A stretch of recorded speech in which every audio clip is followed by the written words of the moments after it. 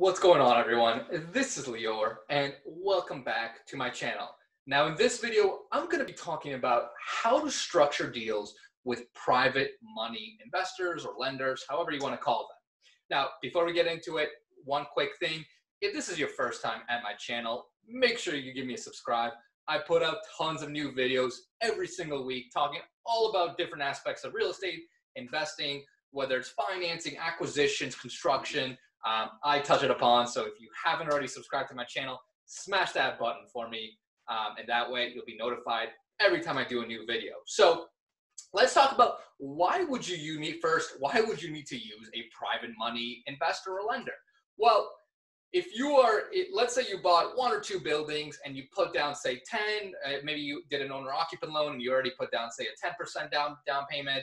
And then you went and buy your first investment property and you put down 25%, right?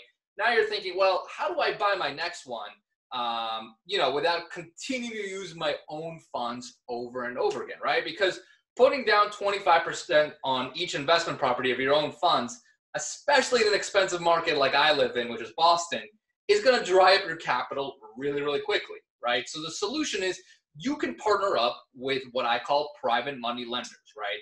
And these private money lenders will essentially partner with you.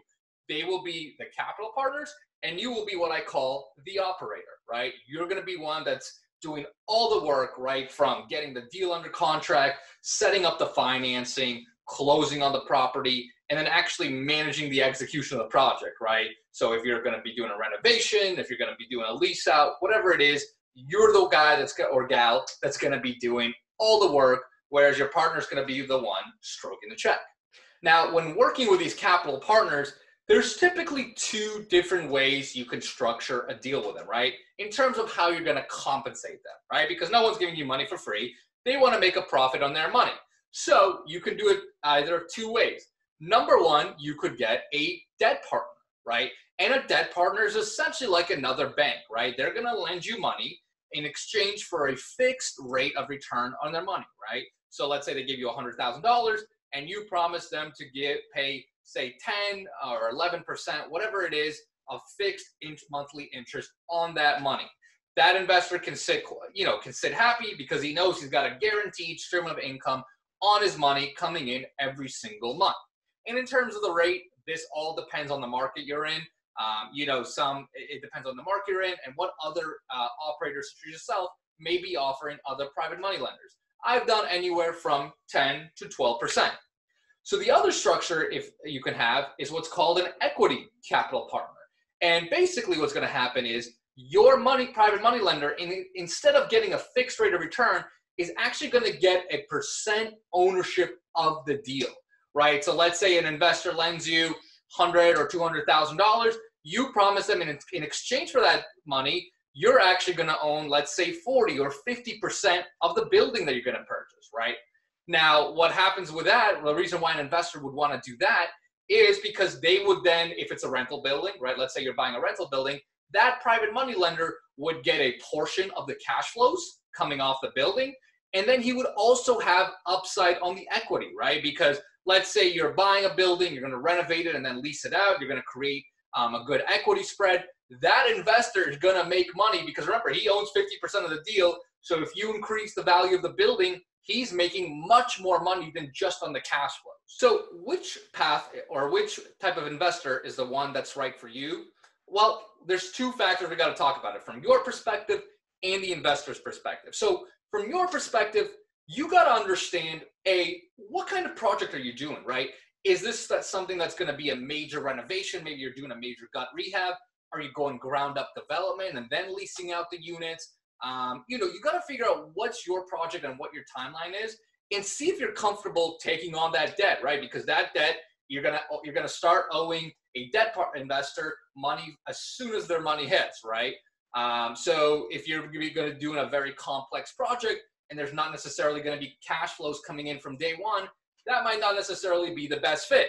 On the other hand, let's say you're buying an absolute cash cow, right? And it's just producing a ton of cash flow and you can easily afford to take on more debt. Well, then that might be a good solution. Now, the other thing with this too is, leverage is absolutely fantastic when used properly, but over leveraging can certainly put you in harm's way, right? So when you take on an additional private debt investor, you're really levering up this deal, right? Because let's say you're going to finance the deal with a bank loan, and let's say they come in at 75%, and then you're going to take the rest as additional private debt from a private investor.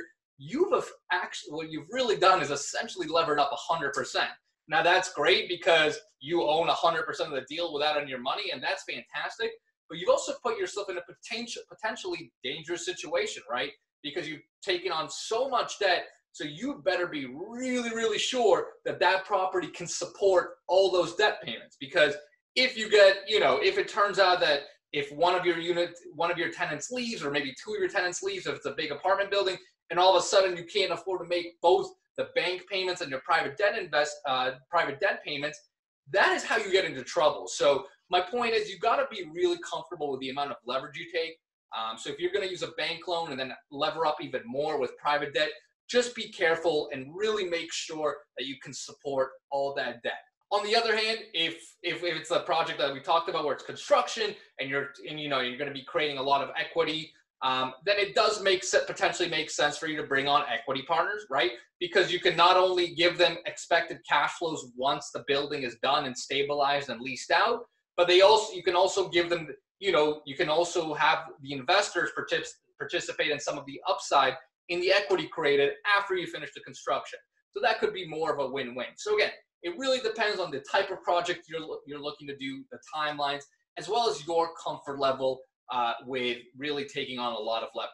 Now, from an investor perspective, from a private investor perspective, you also want to make sure that the project you're potentially pitching them on is appropriate to their goals. And what I mean is there's different types of private investors, right? Some investors will only want that guaranteed stream of income, right? That's all they want, and that's their main goal. So offering someone an equity partnership for that kind of investor doesn't really make sense, right? They want just that really high guaranteed income. Boom, that's what they need. Now, there's other private money investors that, maybe they want some sort of income stream, sure, but they also want to participate in additional upside of the deal. And that's when an equity partnership could make more sense, right? So you got to remember to not only screen the project for what makes sense for you, but also what your investors' goals are, right? So you really got to understand, what are your investors' goals? What are they looking to accomplish? And based on that, you can kind of put the best possible mutually beneficial partnership, for both you and the private money lender to get the deal done. So hopefully that makes sense, guys. If you have any questions, put them below. And one other thing, I put a free cash flow analyzer below. If you guys are looking to start analyzing deals, you can download that for free and grab that and start looking at deals, because you got to look at deals to get things done. So hopefully that makes sense, guys. And let me know if you have any questions.